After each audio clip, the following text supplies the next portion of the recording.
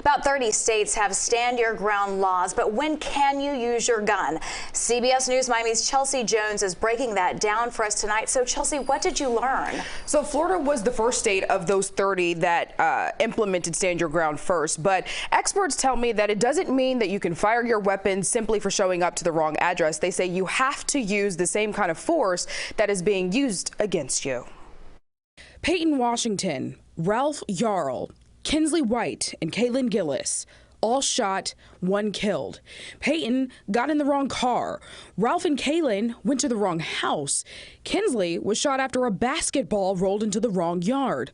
Unrelated common mistakes that each ended with a gun. So when do you have the green light to fire off your weapon? What both stand your ground and what's called the Castle Doctrine allows you to do is to use the same force that's being used against you. Former Florida state and federal prosecutor David Weinstein says no two cases are the same.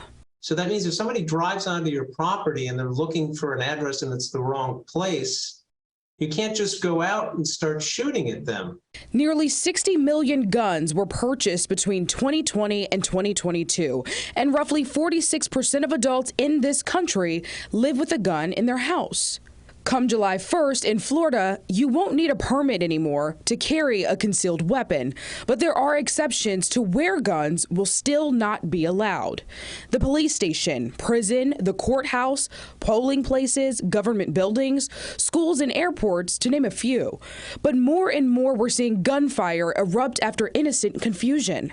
That's one here, right here. Right here. In Southwest Ranches, an Instacart driver was making her last delivery for the night, and she showed up to the wrong house. I seen him pull out the gun and he had clicked it back. So then I was like, let's go, we got to go. But the shooter tells police he was hit by the vehicle and feared for his children's safety, and that his intention was to disable the vehicle so that it was no longer a danger. You better really be able to articulate why you chose to pull out a weapon and use it against someone. Retired Miami Police Chief George Kalina says stand your ground laws are written ambiguously, but it's not a protection for shooting just anyone who comes at you. You can ask them to leave. You can ask them why they're there, what it is they want to do. Attorney Weinstein says we typically don't see arrests right away in these cases because law enforcement has to investigate first. They have to determine if the right amount of force was used and if the shooting was justified.